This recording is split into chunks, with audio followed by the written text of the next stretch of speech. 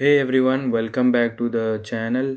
Today I'm bringing you something really valuable, a complete Hostinger review based on my personal 8 plus years of experience, plus the best way to get maximum discount on any Hostinger plan. So let me get straight to the point. There are two ways you can save money on Hostinger. First is through a coupon code which gives you up to 10% off. But the smarter move is using a referral code because that stacks an extra 20% discount on top of whatever offer is already running. That's a huge difference, and I always recommend going the referral route. Now, how do you actually use it? I've dropped the referral code for every country in the description box and pinned comment in your local language and currency.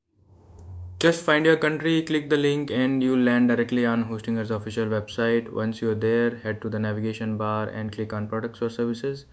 You'll see everything: shared hosting, VPS, business email, website builder, the works.